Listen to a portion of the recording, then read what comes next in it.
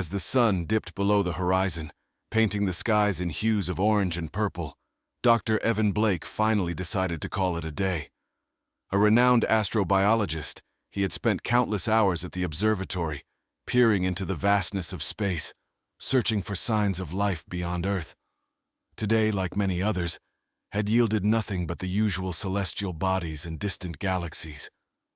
Packing up his gear, Evan stepped out into the crisp evening air of the remote observation site nestled in the Rocky Mountains.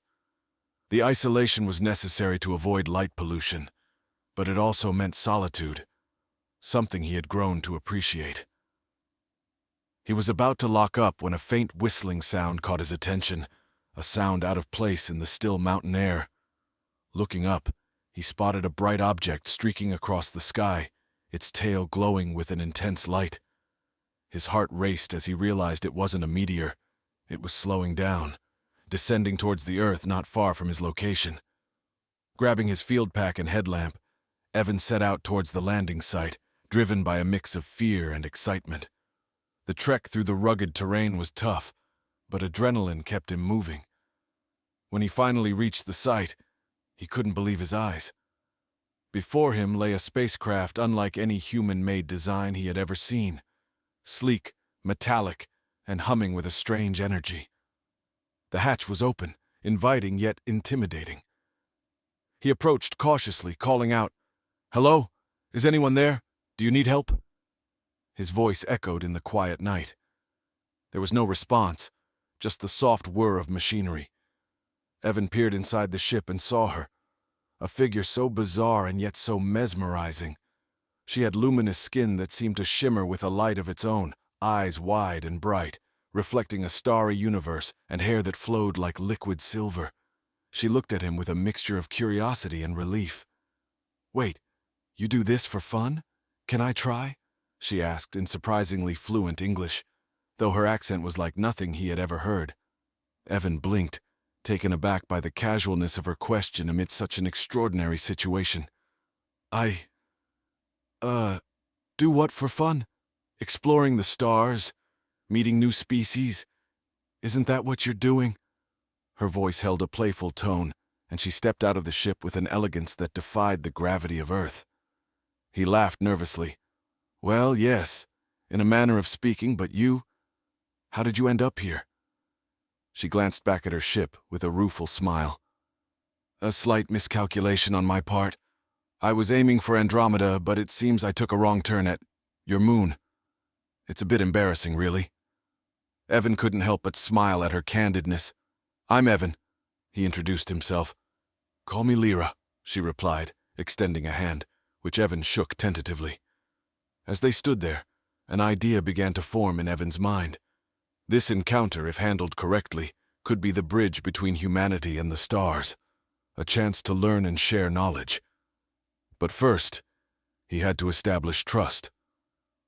"Lyra, if you're not in a hurry to leave, maybe you could join me. I have a small camp set up not far from here. You can rest and we can talk more about everything." Her face lit up. "That sounds wonderful. Lead the way, Evan." As they walked back to his camp, the stars overhead twinkling in silent witness, Evan realized that this night might just be the beginning of the most extraordinary chapter of his life. Under the soft glow of the campfire, Lyra sat wrapped in a thermal blanket, her eyes reflecting the dancing flames. Evan, eager yet cautious, set up a recorder to document their conversation, a chance to gather insights from a genuine extraterrestrial being. "Where should we start?" Evan asked, notebook in hand, pen poised. Lyra considered the question, her gaze drifting towards the sky. "Perhaps where all good stories begin, with the truth of one's world. I come from Ceres 5, a planet in what you call the Andromeda Galaxy. It's quite different from Earth. Our seas are crystal violet, and the skies change colors with the moon's phases." Evan scribbled notes furiously, his scientific mind racing with questions. "And your people, what are they like?" "We are explorers by nature," Lyra explained, her voice tinged with pride. "Curiosity drives us, much like it does you. That's why I'm here. I was on a rite of passage, a solo voyage to chart unseen parts of the universe." Evan nodded, understanding the significance. And technology? How is it that you can speak my language so fluently? Lyra tapped a small device pinned to her garment. This interprets languages in real time. We developed it to facilitate exploration and communication. Without it, I would be as alien to you in speech as I am in form. Intrigued, Evan leaned closer. Could that technology be shared? Think of the advancements we could make here on Earth with such tools. Her smile faded slightly, replaced by a thoughtful frown.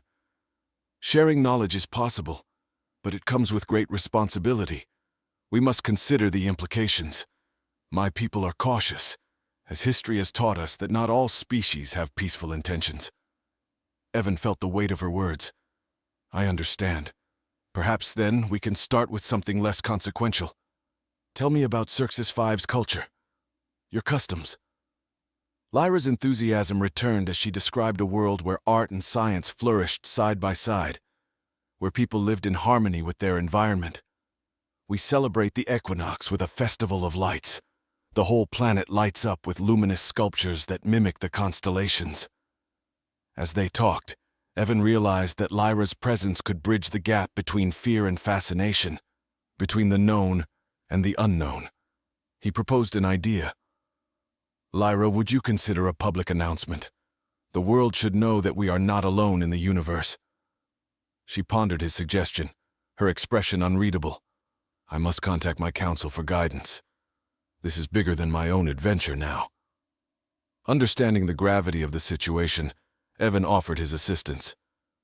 Let's prepare for any outcome then. We'll need to set up a secure communication link to your ship. Lyra agreed, and together they planned. As the night deepened and the stars shone clearer, the unlikely duo worked, preparing messages to be sent across the stars. The following morning brought a crisp clarity to the air, the kind that only the mountains could conjure. Evan had his array of satellite dishes and communication equipment set up, pointing skyward, ready to breach the vast cosmic distance with signals intended for Ceres 5. Lyra, with a technician's grace, adjusted the frequencies to match her ship's technology. Will your people be surprised to hear from you? Evan asked, handing her a portable transmitter linked to the array. Not as much as yours will be to learn of mine. She chuckled, her fingers deftly moving over the device. My people monitor explorers constantly, though they try to keep interference minimal unless necessary. As she sent her message, a series of complex tones and pulses, Evan marveled at the efficiency of alien technology. It was compact, yet evidently powerful and precise. He couldn't help but ask, how long will it take for a response? Time is different in space, she explained. We measure it in pulses. By your count, maybe a few hours if the conditions are right. Evan used the waiting time to prepare. He contacted his closest colleagues, sworn to secrecy, to discuss the implications of this first contact. His mind buzzed with the protocols, the potential upheavals in science, theology, even global politics. Meanwhile, Lyra explored the surrounding terrain, her curiosity undimmed by the gravity of her situation. She was particularly fascinated by the Earth's flora, comparing it to the bioluminescent plants of her world. Your planet is vibrant in ways different from Ceres 5, she observed, examining a pine cone with interest. Their discussions ventured into philosophy and existentialism, exploring concepts of reality and existence across different cultures and species. Do you believe in a universal truth? Evan questioned, as they shared a meal beside the now silent communication setup. Truth is as varied as the stars, Lyra replied. What is true for me may not be for you. But there's beauty in that diversity, don't you think? Before Evan could respond, the equipment crackled to life, breaking the serene mountain silence. A series of sharp, structured tones emitted from the speakers, a response from Ceres 5. Lyra listened intently, decoding the message with a furrowed brow. What did they say? Evan asked, anticipation edging his voice. They counsel caution but acknowledge the importance of this contact, she translated. They've granted me the authority to speak on behalf of our world within limits and are preparing a formal communication channel. Evan's relief was palpable. So, we proceed. Yes, with care. she affirmed. "We'll need to draft a statement, something that conveys hope without triggering panic. Humanity must see this as an opportunity, not a threat." Together, they crafted a message, a delicate balance of revelation and reassurance, intended for Earth's leaders and eventually its citizens. As they worked, the bond between them strengthened, a microcosm of the potential future cooperation between their worlds. With the message refined and agreed upon, they sent it toward the waiting ears of a world on the brink of the greatest revelation in human history. As dawn broke over the observatory, Evan and Lyra watched the early light scatter across the horizon, casting long shadows and painting the sky in pale blue. The world remained unaware of the monumental discussions that had taken place under the cover of darkness. Discussions that would soon reshape the understanding of humanity's place in the cosmos. Lyra's calm demeanor belied the significance of the forthcoming announcement. "Once this message reaches the right ears, there's no turning back," she remarked, her voice steady, but her hands clasped tightly together.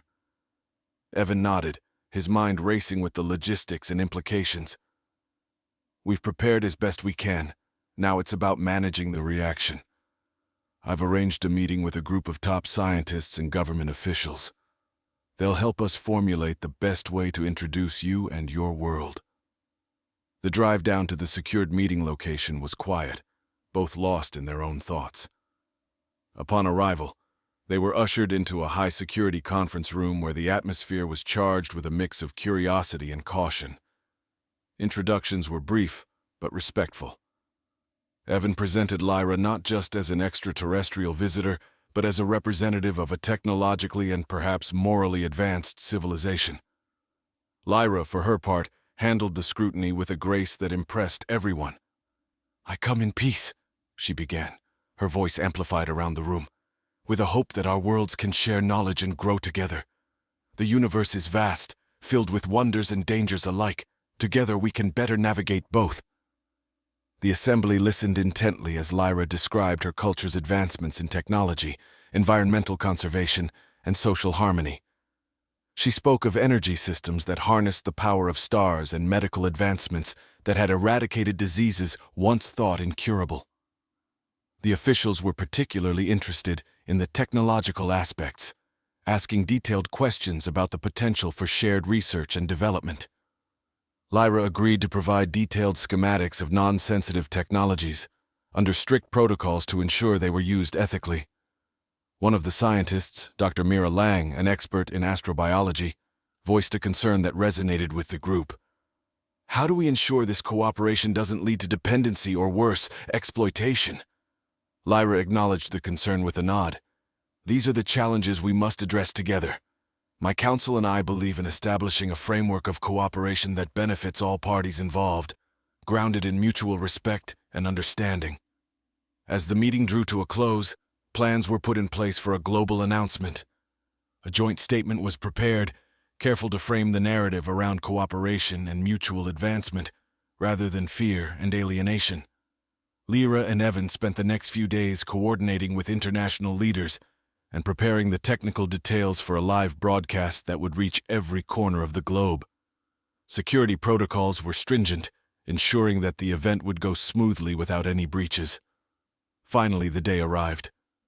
Standing at the podium, Lyra looked out at the sea of cameras and faces, her image being broadcast to billions of people. Evan stood by her side, a steadfast ally in this historic moment. "People of Earth," Lyra began, her voice echoing across the planet, "today marks a new beginning for us all." Lyra's words, spoken with a calm clarity, resonated across continents, piercing through the hum of everyday life and bringing bustling cities to a standstill. Today we stand at the threshold of a universe teeming with possibilities, ready to embark on an unparalleled collaboration that transcends our planet.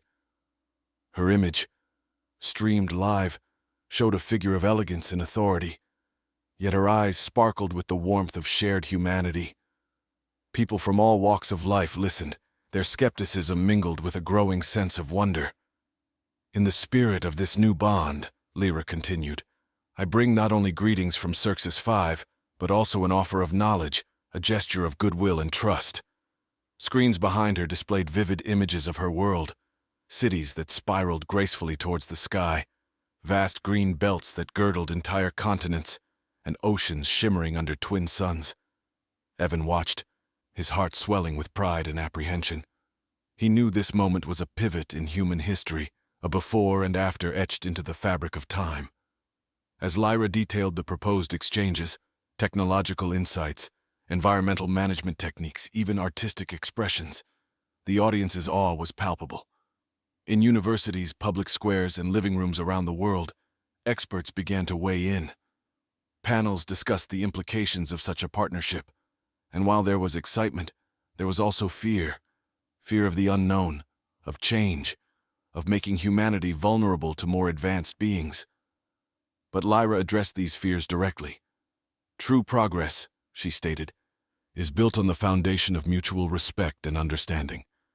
We do not seek to overshadow or overwhelm, but to uplift and assist. Ceres 5 has faced its share of challenges. We too have learned from others. Now, we wish to learn from you, and hope you will learn from us. The broadcast included a brief Q&A session, where Lyra responded to inquiries from selected journalists. Her answers were thoughtful, clear, and above all, reassuring. She spoke of safeguards, of gradual integration, and of the oversight committees that would include Earth's representatives. As the transmission concluded, the reaction was a global sigh mixed with excitement and nervousness. Analysts predicted economic shifts, cultural upheavals, and new educational paradigms. Social media buzzed with debates and speculation, along with an overwhelming sense of curiosity. In the days following the announcement, Evan and Lyra worked tirelessly with international teams to set up the first collaborative projects. Initial exchanges were small but symbolic. Artifacts and artworks, scientific data, and educational materials that traversed the vastness of space to arrive on Earth. The first physical exchange was scheduled carefully.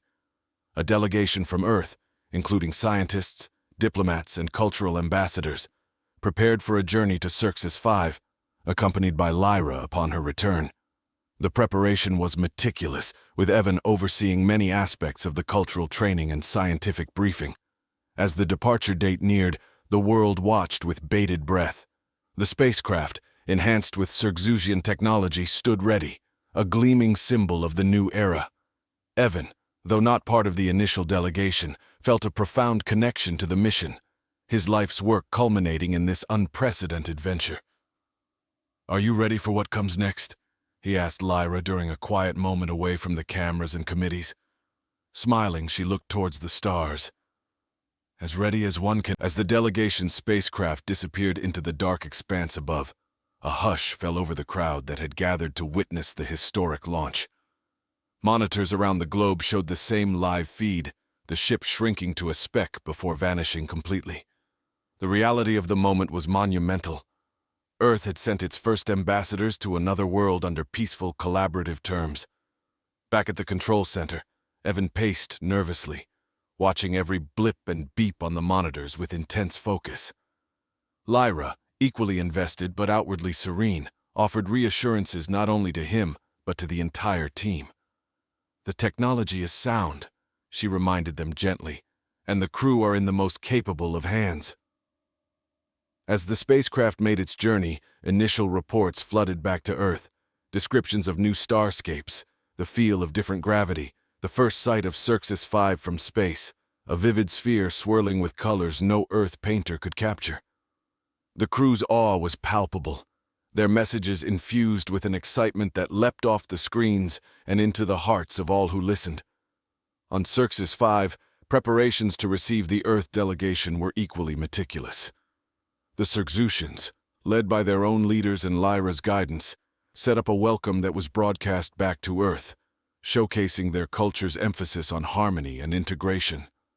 The cities of Ceres 5, usually resplendent with bioluminescent lights and organic architectures, were further adorned with symbols of Earth, flags, digital displays of Earth landscapes, and musical compositions that blended notes from both worlds. When the Earth delegates finally stepped onto Ceresusian soil, the event was live-streamed. People from across Earth watched as their representatives were greeted not just with ceremonial gifts, but with genuine warmth and enthusiasm. The delegates, for their part, conveyed Earth's collective gratitude and curiosity, their speeches interspersed with translations that Lyra had helped perfect.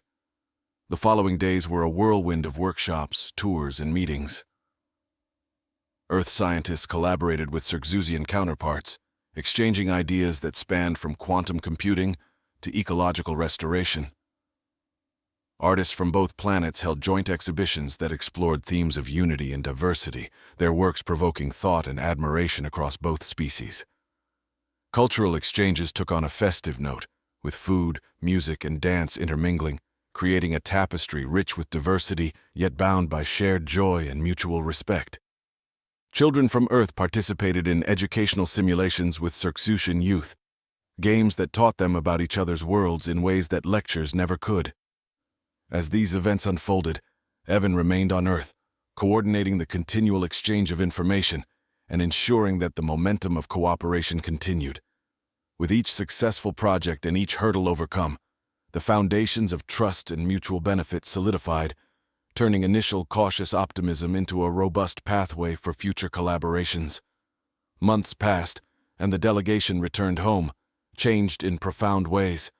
Their stories, experiences, and the friendships they brought back ignited a new era of global unity on Earth. The success of the mission was a testament to the possibilities that lay in reaching out, in learning, and in sharing with beings different from oneself.